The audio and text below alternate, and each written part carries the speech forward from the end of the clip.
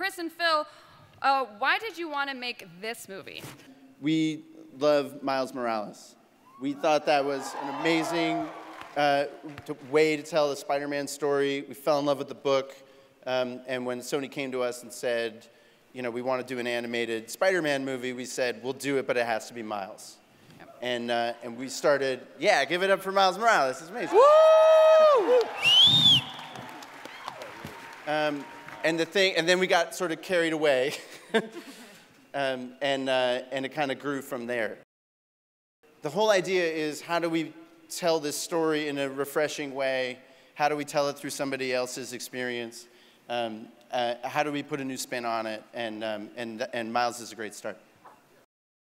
This is the best opportunity ever to tell a story that actually looked like a comic book, like you were literally walking into a comic book. So from the very beginning, we said, what can we do? How can we make a movie that looks like nothing you've ever seen before, that's like a completely unique cinematic experience that feels like you're walking into the pages of a three-dimensional comic book? And to everybody here's credit, these three geniuses over here, they were able to make it look like something you've never seen before and something that has to be seen on a big screen. We've been fans of Shameik for a long time. We loved him ever since we saw him for the first time in Dope. And we've known him for a while from different auditions and things that we've always felt like this guy is brilliant. He's so sincere, he's funny, he's cool, he's everything that Miles is. He's got a really unique, like, positive take on life. This is his first Comic-Con. It's his first time he's been here. Yeah. And from the beginning, we were like, this guy is the guy, and we were right. I was thankful for the opportunity. The fact that it looks this beautiful and the fact that the writing is so amazing and that the cast is so amazing was a pleasant surprise. But the fact that I was able to have the opportunity to audition, to book and become Miles Morales was the original, oh my gosh, this would be amazing. Well, Jake, why don't you tell us a little bit about your Peter Parker? Well, it's Peter Parker at 40. And it's Peter Parker with a bad back, and it's Peter Parker who's not sure if he still wants to be Spider-Man.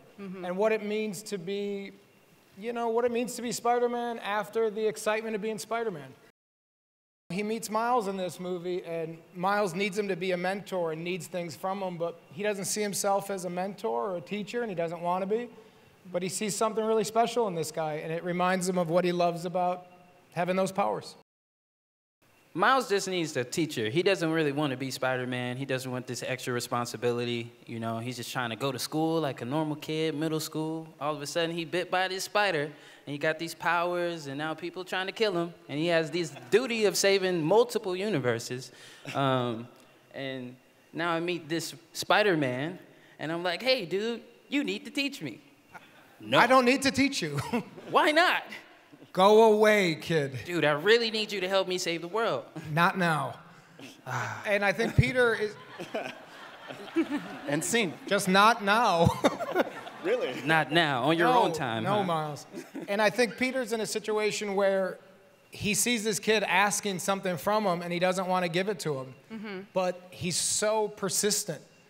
And anytime someone's really persistent, after a while, if you're any sort of a human, you break down and give in. Hailee, let's go to talking about Gwen Stacy, a.k.a. Spider-Gwen. What excited you most to play her? The fact that she is really just the toughest and the coolest and the smartest and the most capable one in the room, and she knows it. All of these characters are born out of tragedy on some level. And the thing that's interesting about intersecting their stories is, for the first time, there's somebody out there that knows what they're going through. And the thing that's so interesting to me about the relationship between, you know, Spider-Gwen and Miles and in our movie, all of these guys, is that they finally have like a tribe that they can hang out with. And here's somebody who like doesn't have a buddy and is almost afraid to have a friend because he lost that friend. You know what I mean? And so the fact that like they kind of get to find each other is a really like beautiful part of the movie to me.